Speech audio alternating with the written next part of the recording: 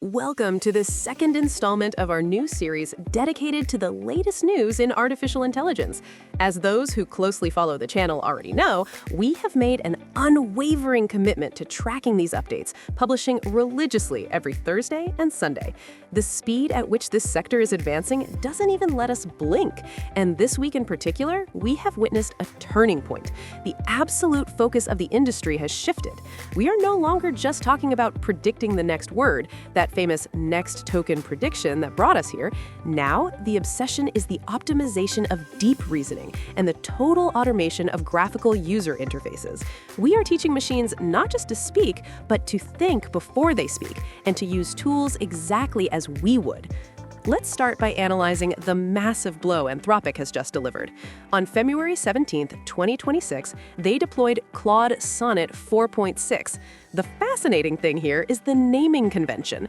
Anthropic categorizes it as a mid-tier model, but in practice, it has outperformed the vast majority of flagship models on the market, including its own older brother, Opus 4.5, and going toe-to-toe with the mighty Opus 4.6 itself.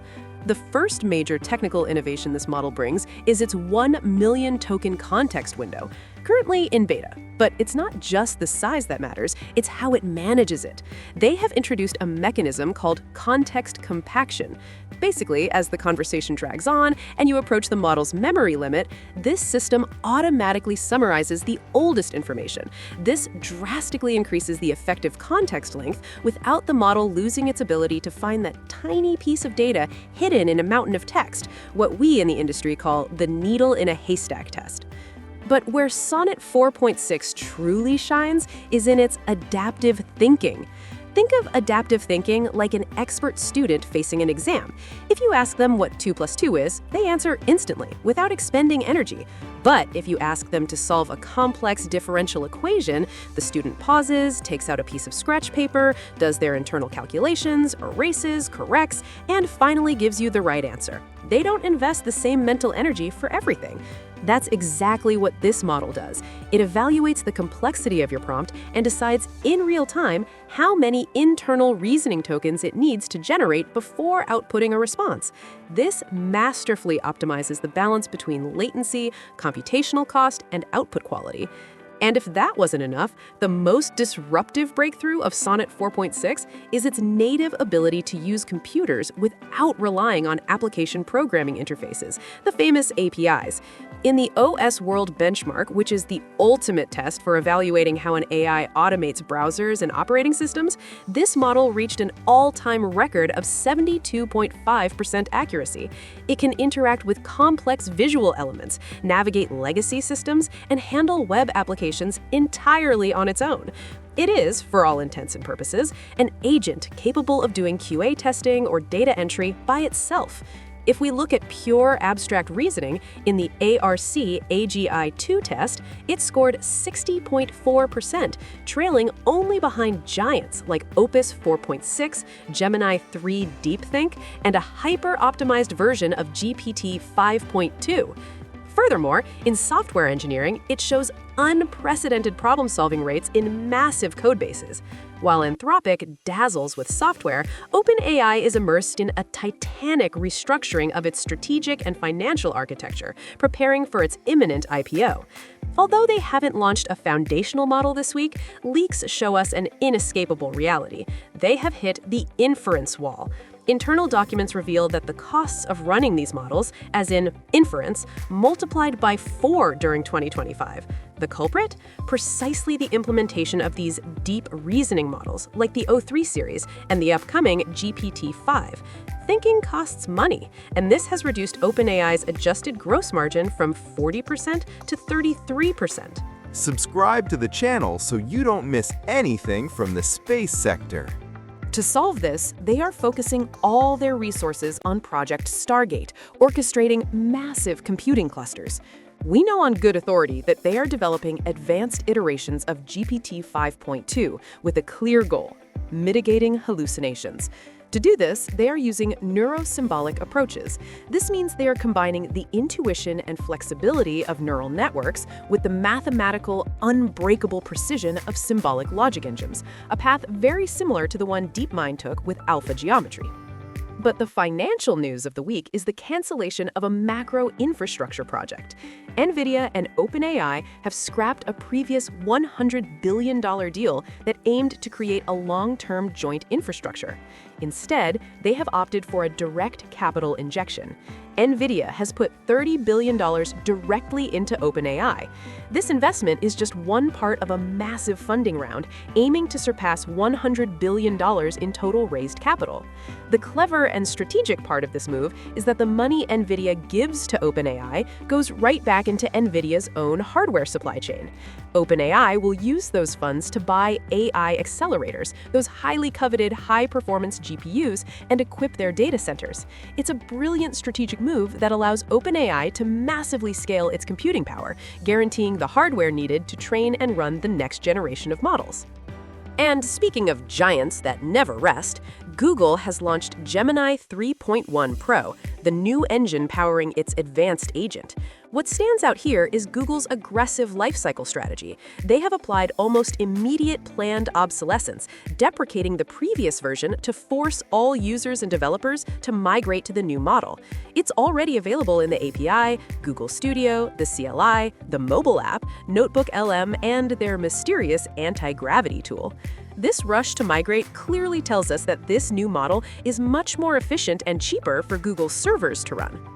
If we analyze its performance, we see a model optimized for versatility and general knowledge, but with highly polarized results. First, looking at its strengths, it is an undisputed leader in general and scientific knowledge. It gets top marks in humanities, without tools, and shines in complex scientific tasks, GPQA Diamond. The second great pillar is its abstract reasoning, where it destroys the competition in the ARC-AGI-2 benchmark, reaching 77.1% compared to 68.8% for its closest rival. Thirdly, its multimodality is exceptional, ranking second in the market, curiously surpassed only by its own predecessor. However, it also has clear areas for improvement. First, in programming, its results are lower than Opus 4.6 and GPT 5.3 codecs, although ironically, it leads in the live code bench test. The second weak point is its performance in agentic tasks, where it is inconsistent and falls behind the competition when it comes to solving expert tasks that have direct economic value. Even so, the technical capabilities of Gemini 3.1 Pro are astonishing. In contextual web development, it doesn't just spit out code, it deeply understands user intent, adapting the architecture of an interface to the final purpose of the project. In interactive 3D simulations, using canvas mode with zero-shot prompting, it is capable of generating 3D environments through code, simulating complex physics like an interactive solar eclipse or ocean fluid dynamics. And if we talk about vector graphics, its ability to generate illustrations in SVG format is remarkable. Although if we empirically compare it with Opus 4.6 using complex prompts, Opus still shows technical superiority, providing a higher level of detail, shading, and three-dimensionality. Out of 5 animation tests, Opus won all 4, losing only, and quite comically, in generating a grasshopper. All this wonderful software, these intelligences that reason and program, inevitably collide with physics. Hardware remains the great bottleneck of artificial intelligence. The entire industry is holding its breath for Nvidia's Q4 2026 earnings report, scheduled for February 25th. This report isn't just a financial balance sheet, it's the macroeconomic barometer of our era. Nvidia is projected to report $65 billion in revenue for this quarter alone. CEO Jensen Huang himself has confirmed that demand is literally off the charts. The undisputed star is the Blackwell architecture, and specifically the GB300 chip, which has surpassed its predecessors and already accounts for 2/3 of the revenue for this family. The magic of the GB300 lies in how it drastically optimizes memory bandwidth and reduces energy consumption per mathematical operation. This is vital because current data centers are reaching their electrical limits. The world's power grids can't keep up. And this doesn't seem to be stopping, as Nvidia has guaranteed revenue visibility of $350 billion through the end of 2026. But what happens when silicon just can't take it anymore? What happens when we push Moore's law and the von Neumann architecture to their thermodynamic limits? This is where science fiction becomes real science, bringing us to the most fascinating news of the week, the LightGen photonic processor. In late December 2025, the prestigious journal Science published a foundational milestone led by Shanghai Jiao Tong University and Tsinghua University. They have created an all-optical artificial intelligence processor. They have abandoned electrons and embraced photons. To understand the magnitude of this, we must understand the current problem. Conventional accelerators, like Nvidia GPUs, rely on pushing electrons through silicon transistors. This physical friction generates heat, what we call the Joule effect, and intrinsic resistance. As AI models grow to have trillions of parameters, the simple act of moving data from memory to the processor consumes more energy than the math operation itself. It is a monumental waste. Photonic computing solves this using particles of light. First, the speed is unbeatable. Photons travel at the speed of light, reducing latency to an absolute minimum. The second factor is temperature. Light travels through waveguides without friction. There is no thermal resistance, eliminating the need for those massive cooling systems that consume so much energy in data centers. Third, it allows for massive parallelism. By using different colors of light, or wavelengths, you can send multiple data streams simultaneously through the same physical channel. From a geopolitical perspective, this development is China's direct response to Western trade restrictions. Without access to extreme ultraviolet lithography machines from ASML or the best GPUs, they have invested in alternative architectures. The marvel of photonics is that it allows for cutting-edge performance using older, mature manufacturing processes, like 45 or 28 nanometers, bypassing the need for 3-nanometer silicon. As you can see, we are at a point where software is becoming increasingly deep and autonomous, while hardware is being forced to reinvent the laws of physics it uses to sustain this progress. Before I sign off, I want to share some very exciting news with all of you. The entire team is working tirelessly on a new website that we will title El Próximo Framework, the next framework. I want to make it clear that this will not be your typical boring news site.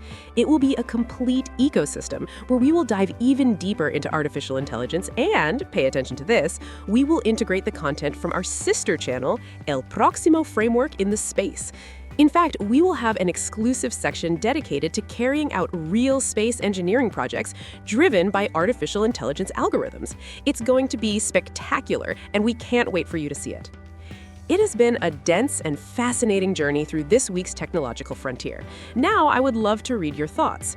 With this leap toward photonic computing and models that reason before they speak, do you think we are close to solving AI's energy problem? Or will the demand for compute always outpace hardware innovation?